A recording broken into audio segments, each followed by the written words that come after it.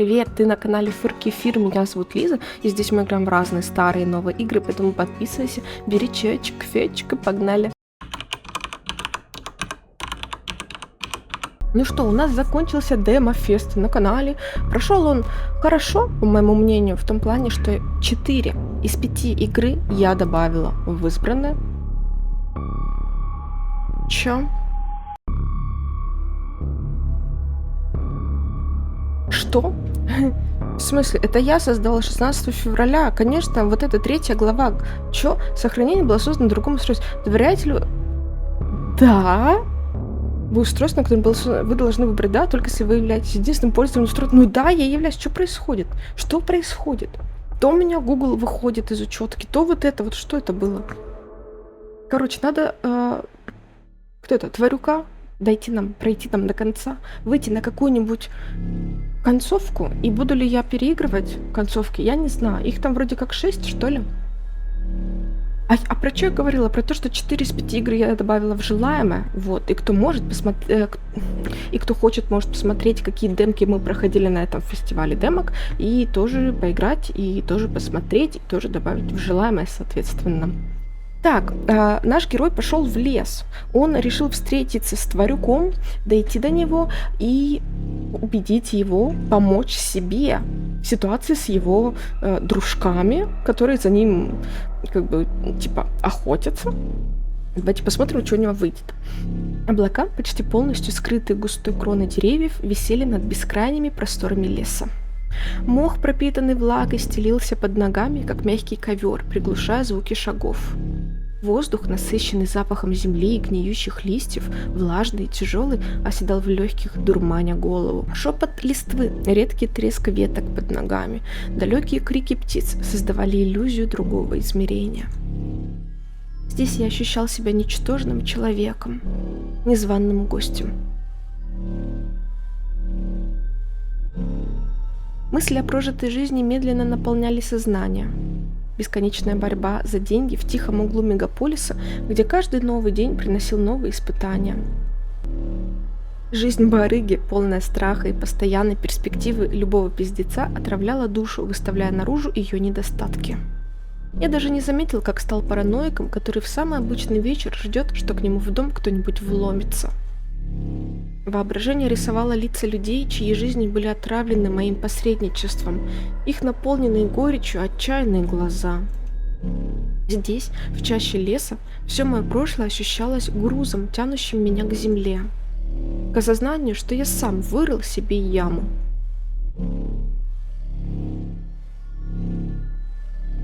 Это несправедливо. Почему я сейчас среди этих деревьев и темноты должен искать путь к спасению? Что сделает Леший, если я его найду? Если верить историям, то он не был совсем беспощадным. Все же он не убил девушку из рассказа Степана, которая наивно доверилась столичным отморозкам. Может, этот тварюк помогал только невинным?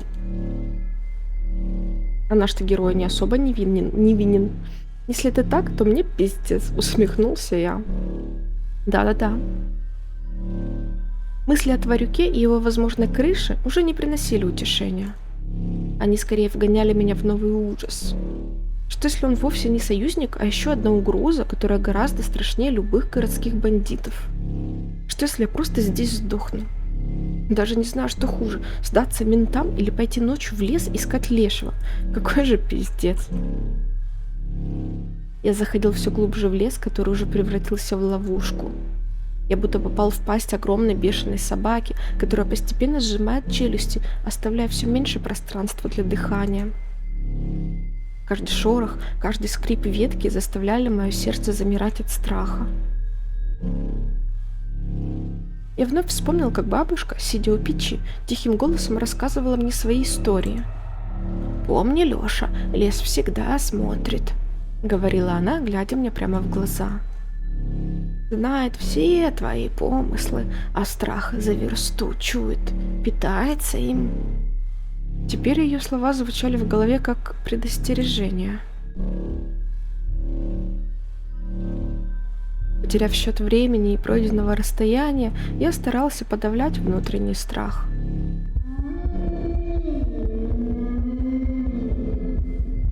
Внезапно глубокую тишину леса пронзил жалобный вой.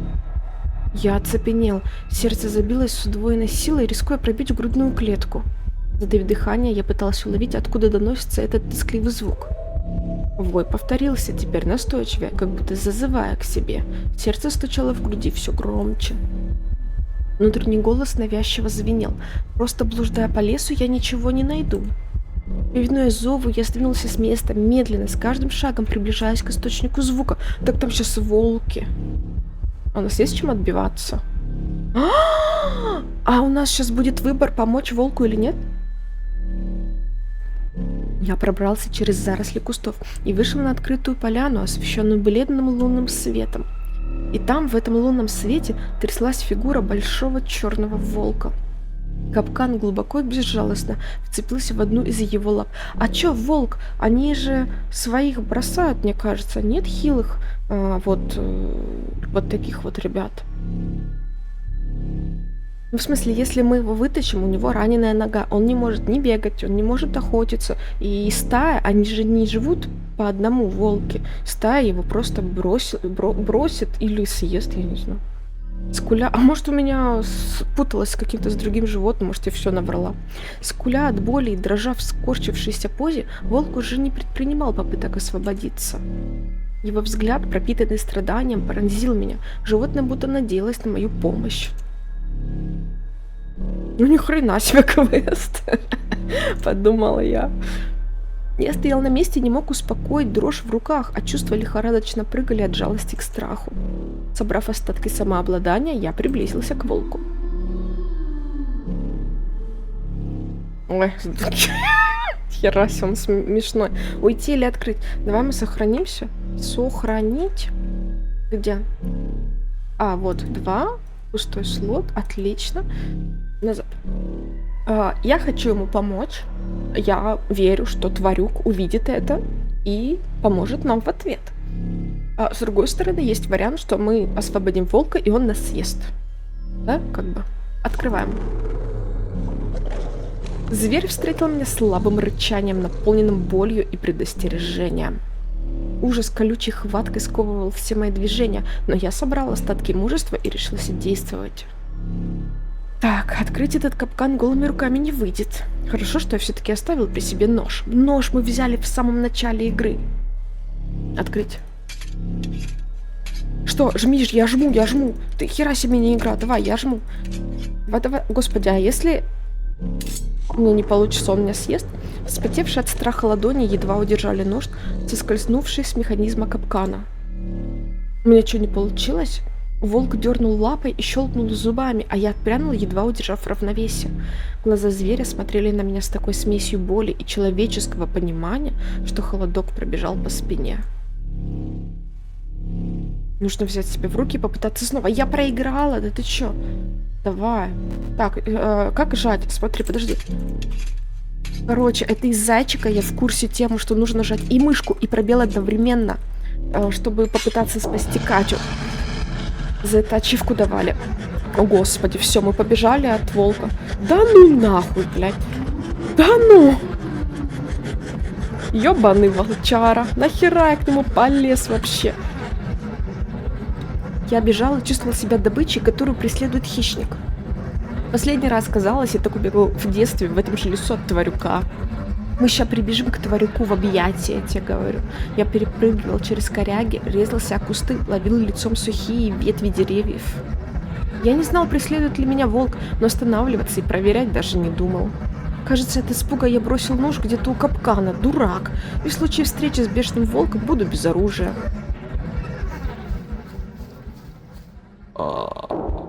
Все, здравствуйте. Бля. На полном ходу я выбежал на поляну и не успел отойти от забега, как вдруг среди деревьев возникла высокая скрученная фигура. Я замер в очередном приступе ужаса, молясь о том, что волк давно отстал и уже не вцепится мне в спину. Вокруг не было ни единого звука, лишь сердце колотило во всю свою силу. Существо, похожее на изломанного человека, следило за мной и тянуло руку в мою сторону. На какого-то козла больше похож, если честно. Мой рассудок уходил все глубже вместе с сердцем в пятки. Некоторое время я наблюдал за напугавшим меня силуэтом, но он оставался неподвижен. Я медленно подошел чуть ближе.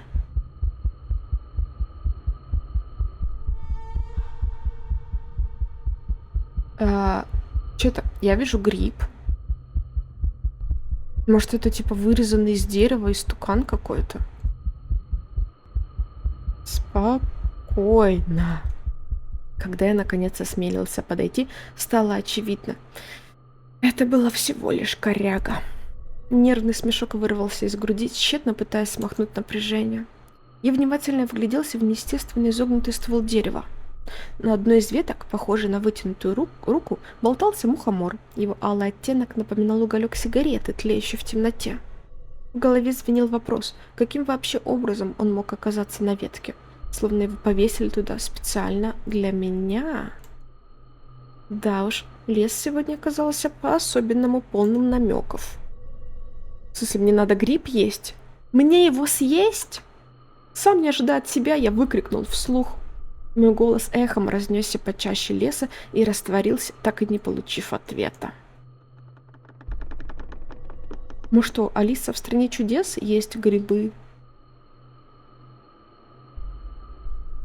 Что мы делаем правильно? Мы сохраняемся сначала перед всеми серьезными выборами. Ой, есть или нет? Я съем. Почему нет? Траванусь. Я понимаю намеки. Вы съели мухомор, ачивка стимовская. Так, если мне это не поможет, я, по крайней мере, может, отравлюсь и сдохну тут в лесу.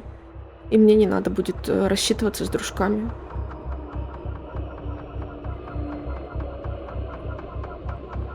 Все, у нас глюканы, да, пошли? Горечь мухомора скользнула вниз по горлу, а его мякоть дошла до стенок моего желудка. Вкус земли и горько-сладкий кусочек леса заполнили мое нутро. Мое сознание медленно растворялось, а образы деревьев расплывались перед глазами. Я бесцельно брел по лесу, чувствуя, как каждый шаг отдавался пульсацией в моем черепе. Кроны деревьев смыкались над головой и стрекотали все громче, сливаясь в рой неестественных давящих звуков. Земля под ногами была мягкой и влажной, словно живая плоть, а корни извивались, пытаясь обвить мои ноги. Нас кто-то зовет. Эй! Кто-то крикнул мне из темноты, заставляя резко остановиться. Голова закружилась так сильно, что я не уловил момент, как уже повернулся в сторону звука.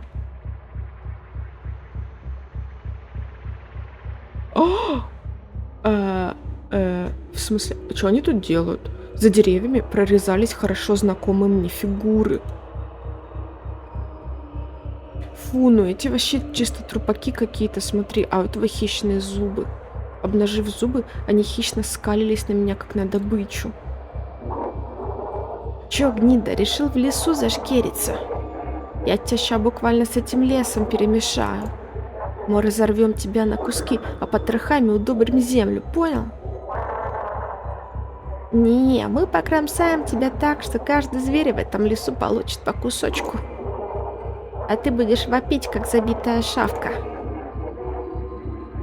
Я слышал их голоса, мерзкие и хриплые, пробирающиеся сквозь чащу. Каждый звук превращался в раскаленный уголь, болезненно плавящий мозги.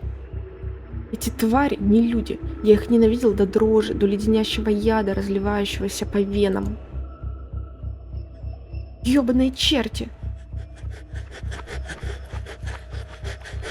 Я закричал и сорвался на бег, петляя между деревьями, лишь бы больше не видеть их рожи.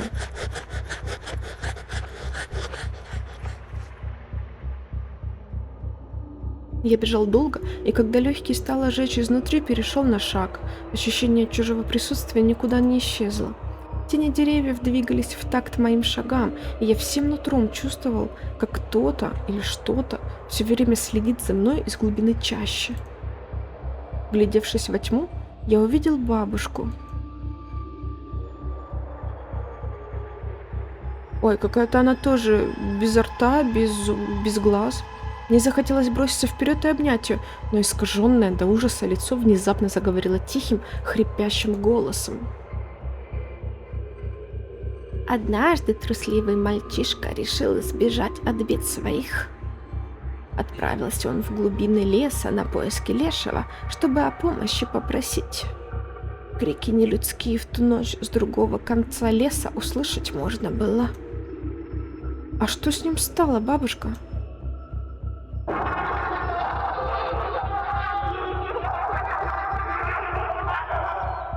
Вот и слушай. Леший медленно на части эту суку рвал, пока тот еще хрипел, а волки тем временем грызли то, что на землю падало.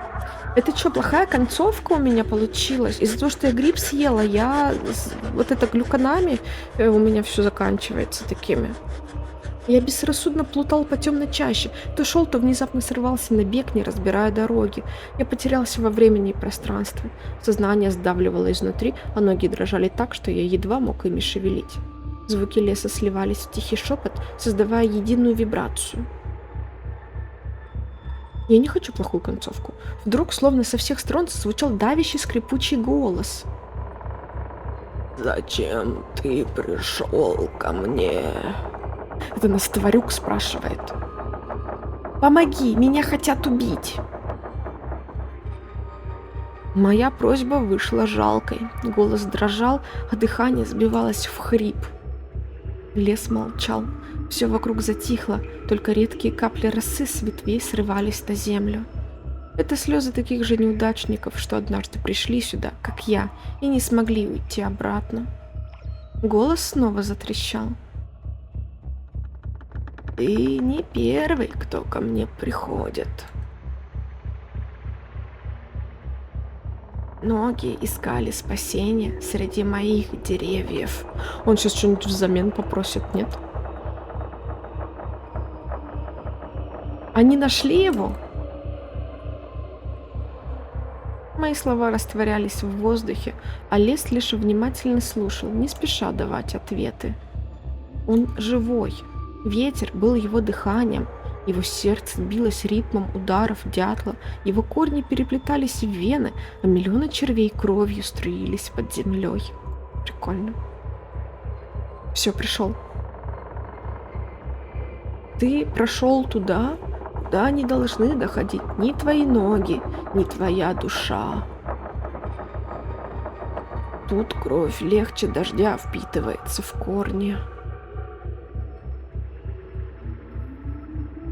Лес ответил мне шелестом, похожим на смех. Волосы на затылке тут же встали дыбом. Пропал. Нет, снова появился. Никто не выходит отсюда целым. Отстой. О чем ты? Чего ты хочешь?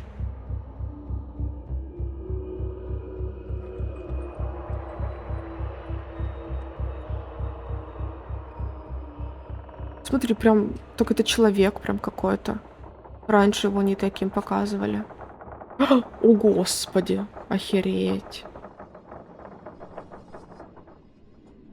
Передо мной стоял не тот монстр, которого я ожидал увидеть, вот и я говорю. Он был похож на старика, с худым, перекрученным, как сухие корни, телом, а кожа его была покрыта трещинами, будто дерево, обожженное молнией. Его глаза горели алым огнем, как угли в потухшем костре. Одежда была ничем иным, как гнилым тряпьем, лишь потрепанный красный платок в горошек выделялся на его руке. Платок в горошек мне ни о чем не говорит. Возможно, мы бы где-то по игре бы его встретили, если бы какие-то другие варианты выбирали. Во лбу зияла черная впадина, напоминающая дупло сгнившего дерева, из которой сочилась густая черная жижа. Она капала на землю и воняла так, что дыхание сбивалось. Мой желудок начал приближаться к горлу. Воздух вокруг наполнялся запахом гнили, и мне становилось трудно даже глотать. Я стоял как вкопанный с обвисшей челюстью и таращился на лешего, пока его голос не заставил меня вздрогнуть. Он у нас просит глаз. Он чё, ёбу дал? В смысле, он себе глаз хочет в эту дырку вставить, типа, чтоб не подтекало? Глаз, говорит, дай. Чё? Твой глаз, червяк. Я против. Душа мерзкая, зато глаз зрячий. Раз меня отыскал. А, зато глаз зрячий, раз меня отыскал. Когда до меня дошло, о чем именно он говорит, мои ноги подкосились, а в глазах потемнело. Тошнота подступила к горлу, и я едва сдерживала рвоту. То есть, увидишь, он говорит, что целым никто не выходил. То есть живым, возможно, и выходил, но целым нет. Может, тебе нужно что-то другое? Я проскулил вопрос в жалкой попытке поторговаться с древним духом леса.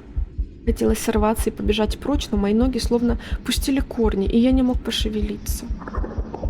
Глаз или жизнь? Выбирай.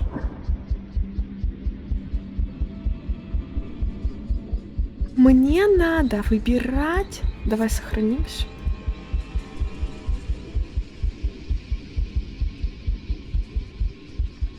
Если я отдаю ему глаз, он что-то делает, и чуваки от меня отстают. Теоретически. Давай дадим. Не наш же глаз даем, да, а его. А не надо с котиками связываться, потому что... Мои руки дернулись к лицу. Желание жить разрывало меня на части. Оно орало, как раненое животное, заглушая даже ужас перед тем, что сейчас произойдет. Я же ощущал, как его острые, как ветки колючего куста пальцы будут копошиться у меня в глазнице. Я хотел кричать, молить Бога, в которого никогда не верил, но слова застряли в горле. Остались только дрожь и всепоглощающий ужас, растекающийся по венам. Мозг просто отказывался верить в происходящее, но я уже сделал свой выбор. Я стоял и не мог выдавить из себя ни звука и молча дернул головой, соглашаясь, пока страх не дал мне опомниться. Ой, кошмар. Боль была невыносимой, мир вокруг взорвался красным светом. Мне словно загнали раскаленный крюк в глазницу и начали тянуть.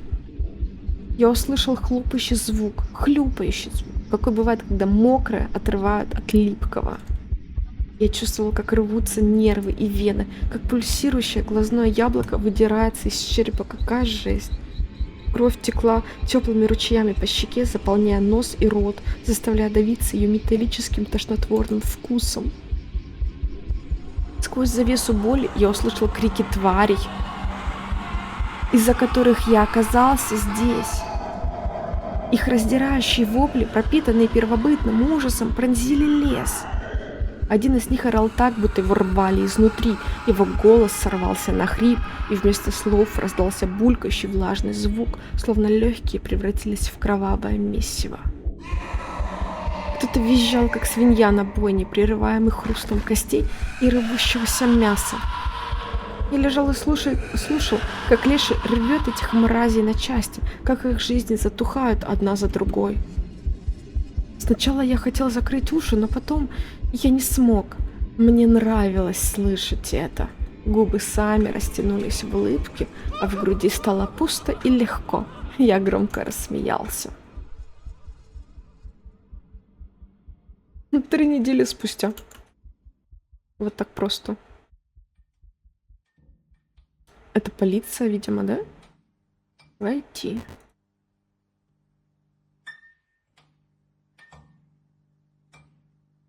Посмотреть. Дело 0707 Министерства внутренних дел Российской Федерации.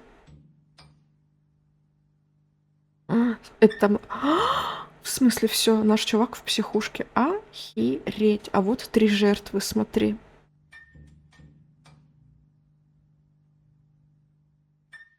Невменяемый, вас обвинили в убийстве бандитов и оставили всех в больнице. Галерея концовок. Вы первый раз прошли игру.